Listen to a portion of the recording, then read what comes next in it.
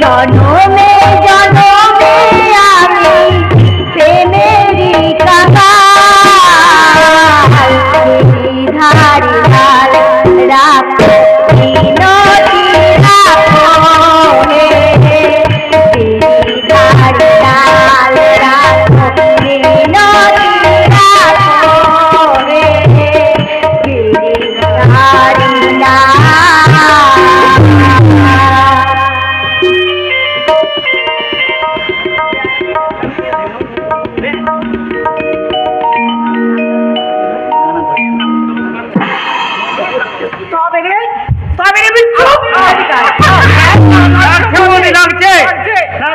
আগে বল, আর কখনো চুরি করে প্রসাদ খাবি? বলছি বাবা, বলছি আর কখনো এমন হবে না। আগে বল কবে ছাড়বো। আর কখনো অমন করবো না। এই তোমার প্রসাদে দিব্যি। চুপ করে হতভাগা, রাক্ষসী কোথাকার। হেরে, হাত মুখ না ধুয়ে নোংরা হাতে প্রসাদটা খেয়ে ফেললি। আরে বাবা, সন্দেহ বলে কথা, বেশিক্ষণকে হাতে রাখা যায় না? কি বলিস ভাস্কর?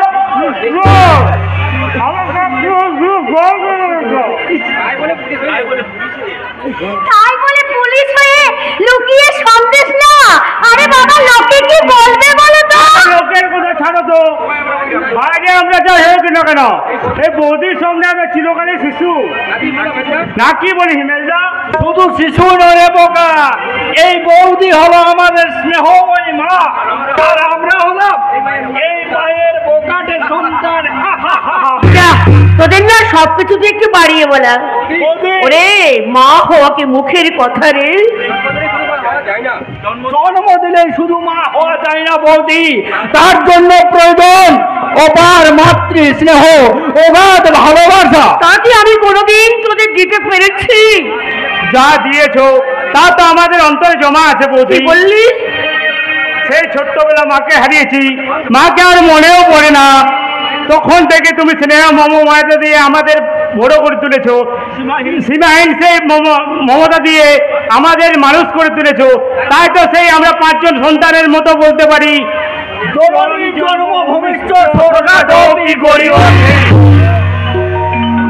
শুনছো? বলি হতভাগাদের পাগলামিটা শুনছো?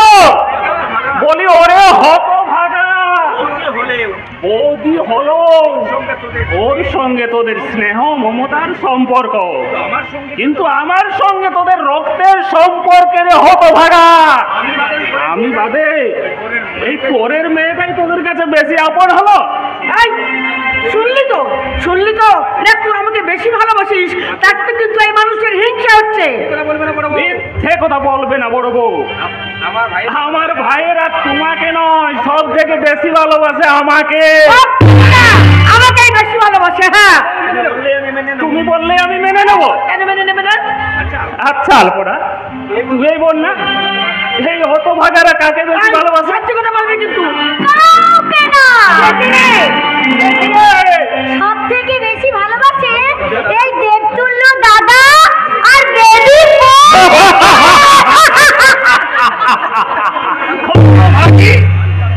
ভালোবাসাটাকে সমান ভাগে ভাগ করে দিলি। আলপনার বুদ্ধি আছে না, কি বলো বড় বউ? আরে আরে প্রসাদে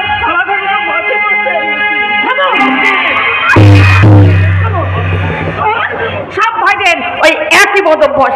আগে যাও, হাত মুখ ধুয়ে এসো, তারপর প্রসাদ নেবে। প্রসাদ খাবো, তার আগে আবার হাত মুখ ধুতে হবে? সব থেকে বড় সন্দেশটা আমায় দাও। কেন বড় সন্দেশটা তোমার দেবো কেন?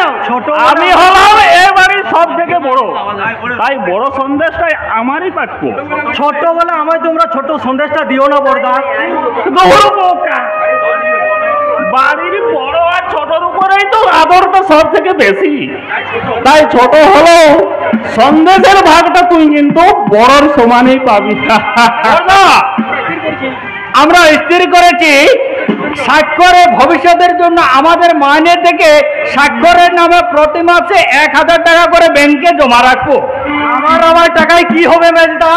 তোমরাই তো আমার সব দিন তো আমরা নাও থাকতে পারি যাবি কোথায়? না, মানে ঠিক আছে ঠিক আছে ঠিক আছে, তোরা যেটা ভালো মনে করিস তাই করবি। ভগবান আমায় অন্ধ করে পাঠিয়েছে, তাই বলেই হয়তো আমার এত সুখ।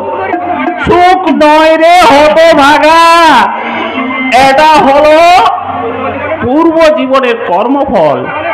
তা না হলে 1200 টাকা মাইনের কেরানির নীলাম্বর ঘোষালের জীবনের গতিপথ এইভাবে পাল্টে যেতে পারে?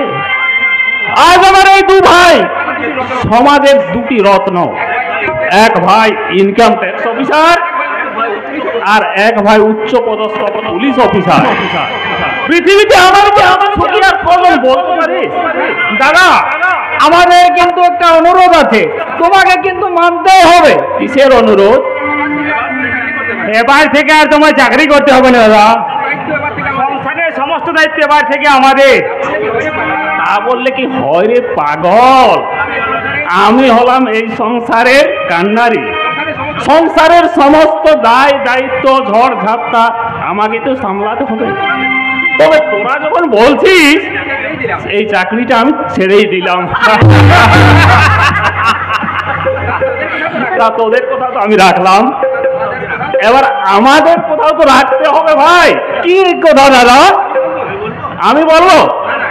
না না, তুমিই বলো। আমি বলবো? হ্যাঁ। ঠিক আছে, আমি বলছি। আর শোন, তোর দাদার ইচ্ছে খুব শীঘ্রই তোর বিয়ে দেবে। দারুণ হবে বৌদি, মেয়েটার বিয়েতে ভীষণ আনন্দ করবো। না কি বলিস? শুধুই আনন্দ, খাওয়া দাওয়াটা দারুণ হবে বলো তো। হতো ভাগা, যারা কাটা কাটা আছে না। ও মা, এই সত্যি কথা। বৌদি, তোমরা সব এমন সব ইয়ে করো না, আমার কিন্তু ভালো লাগে না।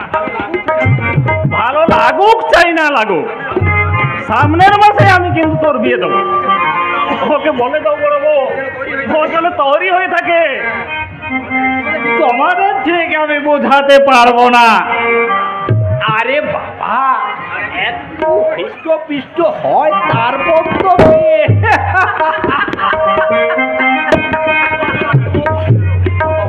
বলে গেল কি আবার বলবে? এবার তাড়াতাড়ি বিয়ের আয়োজন করো। কিন্তু পাত্রী কোথায় বৌদি? ও মা, এখনো দেখিস নি বুঝি?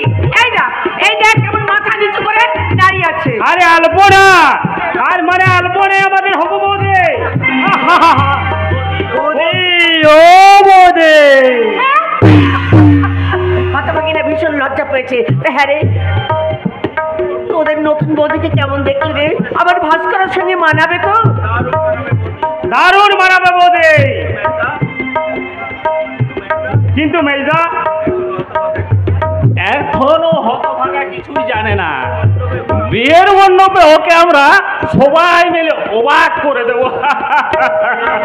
না মানে মেয়েদার মতামত যদি একবার। কিসের মতামত? আমি তোদের বড় ভাই, চিরকাল আমার মধ্যেই সব কাজ হয়ে এসেছে। আজ বিয়ের জন্য ভাইয়ের কাছে মতামত নিয়ে আমাকে পাত্রী নির্বাচন করতে হবে? না মানে তোরা সবাই জানিস না, আলপনা খুব বড় বাড়ির মেয়ে। 2 বছর আগে কোন দুর্বৃত্তের হাতে ওর বাবা মা ভাই বোন সবাই খুন হয়। আলপনা কোন রকমে ওদের হাত থেকে পালিয়ে নিরাশ্রয় হয়ে পথে পথে ঘুরে বেড়াচ্ছিল। ওই পথ থেকে তুলে এনে ওকে আমি আশ্রয় দিয়েছি, সে কথা তো তোরা সবাই জানিস। তারপর ওর মিষ্টি ব্যবহার দেখেই আমরা একদিন স্থির করে ফেললাম আলপনার সঙ্গে আবার ভাস্করের বিয়ে দেবো। দেখে নিও বড় বউ, আলপনা এ বাড়ির বউ হলে আমাদের এই সংসার উজ্জ্বল হয়ে যাবে।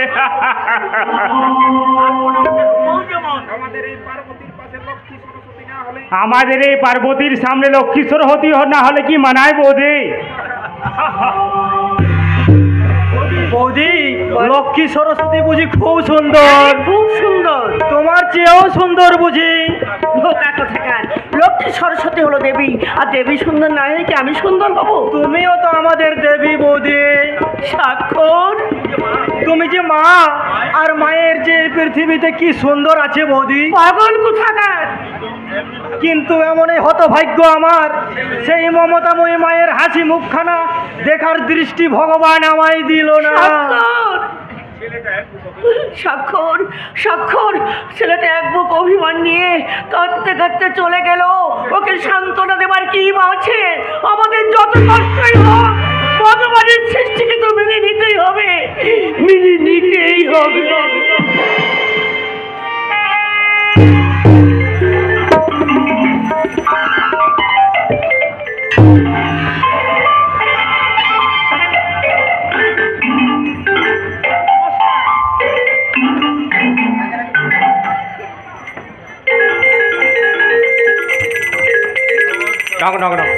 নমস্কার সুধী ভদ্র মহোদয়গণ ও আমার মা ও বোনেরা, আমার নাম ঘণ্টারাম। ঘণ্টা বাজানোই আমার একমাত্র কাজ, তবে সময়ের ঘণ্টা নয়, এ ঘণ্টা হলো কালের ঘণ্টা। কার জীবনে সকাল হলো, আবার কার জীবনে সূর্যাস্ত শেষে সন্ধ্যা নেমে এলো, তার এই সংকেত জানাতে এই ঘণ্টা ধরে।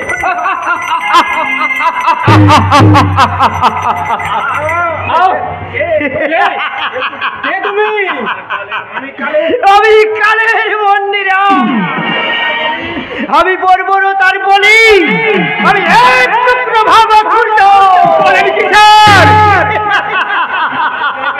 বই পেয়ে গেলে? আচ্ছা আচ্ছা, তুমি চন্দ্রগ্রহণ আর সূর্যগ্রহণ দেখেছ তো? দেখেছি স্যার, দেখেছি, নিশ্চয়ই দেখেছি।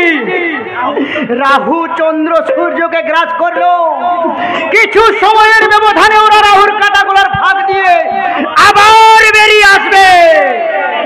কিন্তু ওরা রাহুর একটা বংশধর, গ্রাস করলেও তারা নিজেকে হজম করতে পারে না। তাহলে তো স্যার বেঁচে গেলাম। ওভাবে বেঁচে থেকে লাভ কি আছে যুবক? কখনো কি ইচ্ছে হয় না ওই তারার শুধু আকাশে হাত দিয়ে কাঁটাগুলো দেখতেই? জাগে স্যার, জাগে, নিশ্চয়ই জাগে।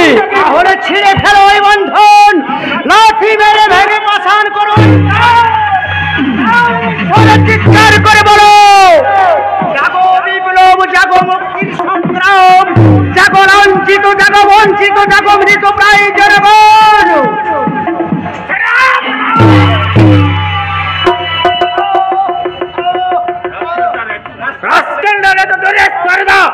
আমার ড্রয়িং রুমে এসে পাগলাম করছে। কালিয়া, কোথায় ছিল ননসেন্স? ওই পাগলাটা ডার্ক রুম থেকে বেরোলো কেমন করে? ওই চলো পেয়ারা তোরটা মজায় খেলে রেখেছিল। এই চলো পাগলা, না, আমি যাব না ওই দুর্গন্ধময় অন্ধকার ঘরে, ইঁদুর আর সোলার মাঝে। আর আমি থাকতে চাই না। আমি মানুষ, তাই এই মানুষের অধিকারে আমি মানুষের মতো বাঁচতে চাই।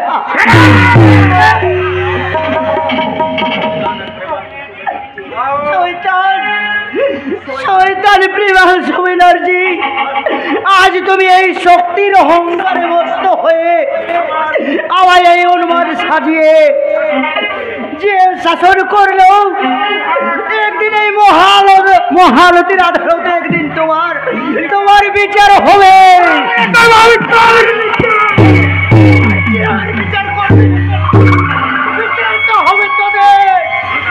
এই আদালত বসবে, ন্যায়ের তুলাদণ্ডে মাপা হবে তোদের ওই সীমাহীন অত্যাচার, তারপর হবে তোদের এই বিচার।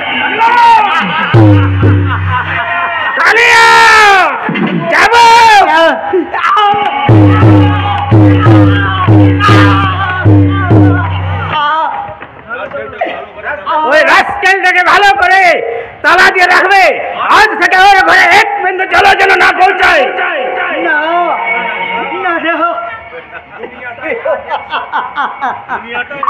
দুনিয়াটায় আছে সার্কাস। এখানে পশুরাই মানুষ নিয়ে খেলা করে, পশুরাই মানুষদের শাসন করে বেঁধে রাখে। আজকের এই সার্কাস মঞ্চে নতুন করে শুরু হবে মানুষ ওই সমস্ত হিংস্র পশুদের মানুষ নিয়ে মরণ খেলা।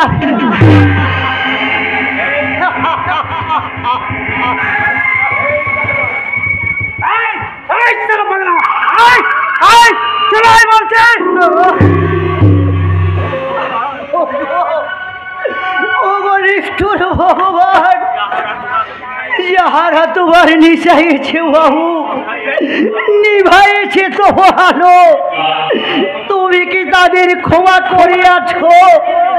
তুমি কি বেঁচেছ ভালো? সত্যি স্যার, আপনি একটা দারুণ জিনিয়াস। আপনি যেমন শিয়ালের মতো চতুর, আবার তেমনি বাঘের মতো হিংস্র।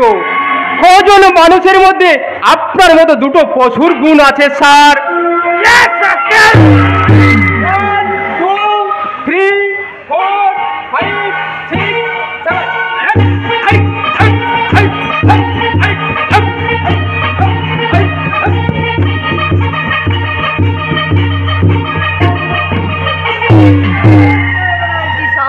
আসুন স্যারজি, কাজের সংবাদ বলুন।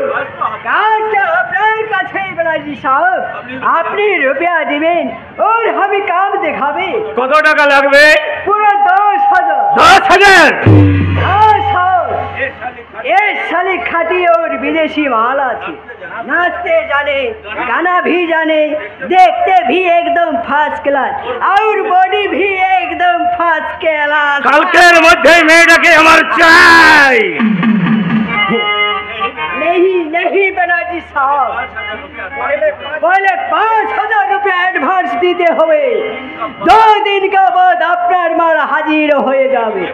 लेकिन एक बात बनाजी साहब, एक हाथे बाकी रुपए और दूसरा हाथे माल दीबे। স্যারজি, अभी अपना यार आछे, दोस्त आछे, लेकिन ये दोस्त सिर्फ बिजनेस के लिए, रुपया के लिए।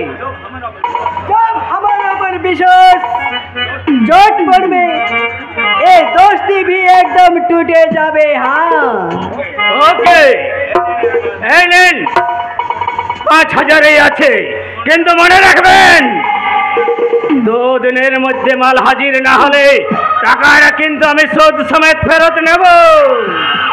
ये लालू सेठ का भी रुपया वापस करे ना बनाजी साहब।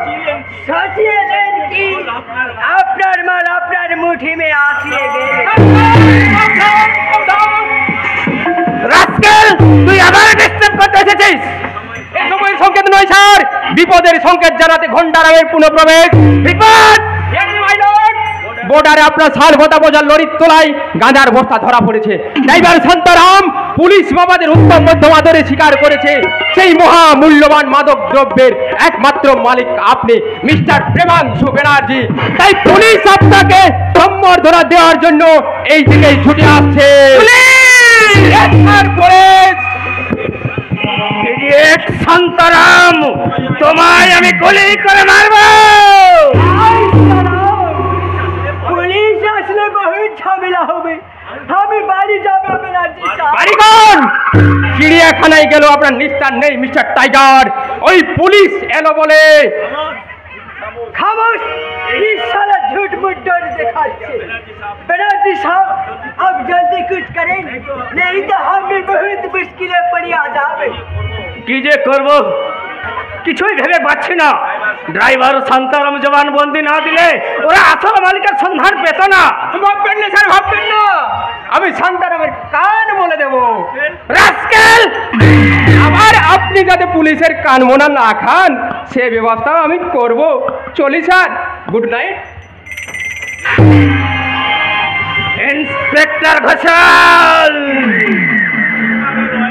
তুমি শিকারের রেট না বুঝে ফাঁদ পেতেছ, কিন্তু জানো না এই রয়্যাল বেঙ্গল টাইগারকে শিকার করা অত সহজ নয়। ইন্সপেক্টর সকল ওজনের ফাঁদ গাড়ি বেরিয়ে যাবে বড় কঠিন mister inspector your under arrest. আমার অপরাধ সেটা আদালতেই জানতে পারবেন। আমি বাড়ি যাই। জানেন আপনাকেও থানায় যেতে হবে। বিশ্বাস করেন সাহেব, আমি একদম সচ্চা আদমি আছি। হ্যাঁ, সেটা তো থানা ডায়েরিতে আপনার নামটা লাল কলমে মোটা অক্ষরে লেখা আছে। হায় শ্যারাম। চলুন mister বিনয়জি। Just a minute inspector, আমি জানি এ কাজ করলে সরকার আপনাকে প্রমোশন বাড়িয়ে দেবে, মান্থলি পেমেন্টটা আরো 2-400 বেশি পাবেন। তাই বলছিলাম আপনার সারা জীবনের ইনকামটা যদি একদিনে পেয়ে যান, আমার যত টন মাল আপনি আটক করেছেন ঠিক তত কেজি টাকা আপনাকে ওজন করে দেব। ওই লরিটা আপনি ছেড়ে দিন। সেটা ও সেই লোভ রেখে তুমি আমার আদর্শকে কিনতে এসেছো মিস্টার ব্যানার্জি, কিন্তু মনে রাখো ইডিয়েট, ইন্সপেক্টর ঘোষালের আদর্শকে কেনার মতো অর্থ এখনো তোমার ব্যাংকের লোকাল জমা হয়নি। আমি রিকোয়েস্ট করছিলাম মিস্টার ঘোষাল, থামো। বিষাক্ত মাদক দ্রব্য বিনিয়োগ করে তুমি টাকার পাহাড় বানাবে, আর সেই মাদক দ্রব্যে শিকার হয়ে এদেশের সমাজ পঙ্গু হয়ে যাবে, অধঃপতনে তলিয়ে যাবে। না মিস্টার ব্যানার্জি, তোমাদের মতো শত্রুদের আমি কিছুতেই ক্ষমা করবো না। আপনি জমা করে নেন স্যার।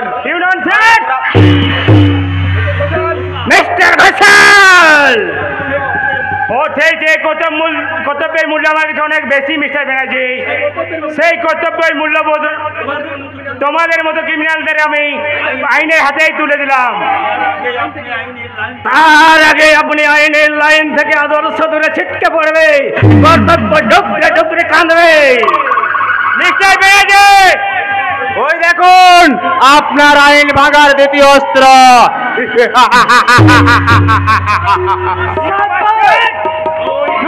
ইন্সপেক্টর, সামান্য নড়াচড়া করলে এই কালিয়ার রাইফেল কিন্তু পুলিশ বৃষ্টি করবে, গুলি করে খুলিয়ে নিয়ে দেবো।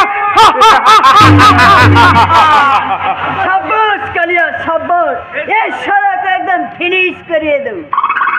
এবার বলুন ইন্সপেক্টর, কোনটা নেবেন, প্রমোশন না ডিমোশন, জীবন না মরণ? শয়তান, ভুয়ো আদর্শ কর্তব্য ছুড়ে ফেলে আপনি আমার দিকে বন্ধুত্বের হাত বাড়িয়ে দিন। আপনার চলার পথে আমি সোনা বিছিয়ে দেব, সোনা। আর যদি আদর্শের ভরণ দেখিয়ে সত্যবাদী দুদৃষ্টি সাজতে চান, আপনাকে আমরা মৃত্যুর প্রমোশন দিয়ে দেব। আমি এই নিন 5 লাখ আপনার বন্ধুত্বের মূল্য। অসম্ভব।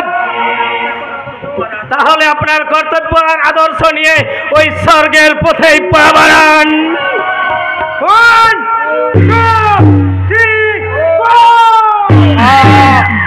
আমি রাজি মিস্টার ব্যানার্জি।